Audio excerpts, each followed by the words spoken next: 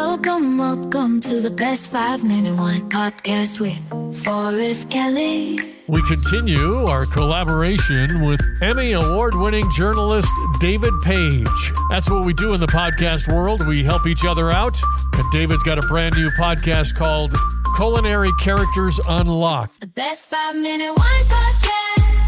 Has there been an episode where you unlocked something that was shocking to you or odd or? There have been many revelations. I mean, I just aired an episode with Diane, is the chef owner of a place called Diane's Place in Minneapolis. Her restaurant was named the 2025 Restaurant of the Year by Food and Wine Magazine. She is Hmong, Hmong. To many people, the only reference for that would be Green Torino by Clint Eastwood.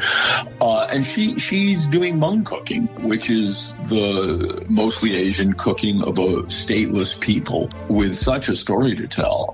I thought that was just tremendously interesting. You know, you meet incredible people doing this.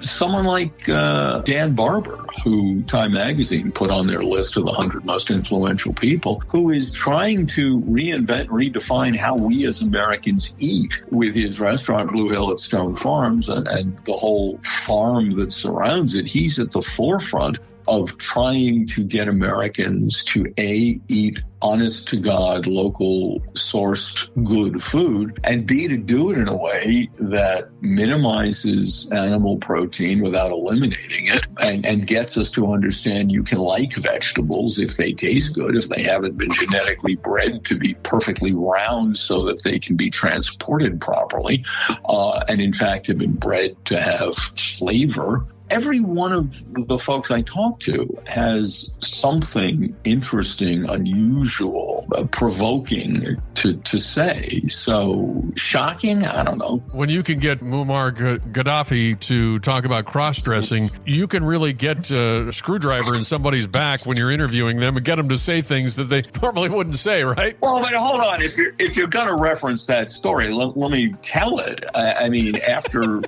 America blew up Gaddafi's house, I got the first interview with him, and this was shortly after presumably based on a CIA leak, and who knows if it was true or not. They leaked to the New York Post, the allegation that Gaddafi was using a lot of psychotropic drugs and that he liked to dress up as a woman. So the Post mocked up a picture of him in a dress and heels and made the front page after. So anyway, I got to interview Gaddafi, who, had I technically interviewed him or just been in a press conference? I've been around him before. Anyway, he spoke perfect English, and he understood perfect English, but for political reasons, he would often insist that the interview be done through a translator.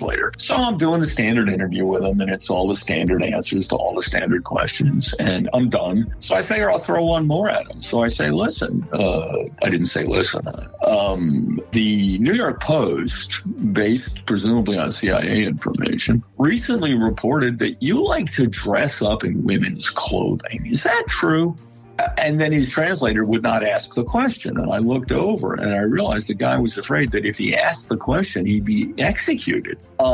At which point Gaddafi, who spoke perfect English, broke out laughing because he understood the question. And then he blamed us Jews. But, you know, it was quite the moment. Did on the set there, did he have security and guards standing with guns and the whole thing? You mean, was I picked up in my hotel by armed machine gun carrying soldiers who blindfolded me to take me to his house, even though we all knew where it was? Yeah. That's how things go over there. Did you sign up for that, or did they prep you with that, or did you wear a diaper? I've been working overseas for a long time. That's just that's reality. That's what you deal with. Although I will say I was also in Tripoli, where we were running late to feed a story to New York, and there was traffic along the little road that we needed to take to get to the TV station. So I got out of the car and I started running with the tape, and I was immediately stopped by a bunch of guys with guns because it turns out I was running in front of a bunch of military vessels. But we still got the tape to the TV station on time. The Best 5 Minute Wine Podcast. Don't forget my favorite part. Please like and follow.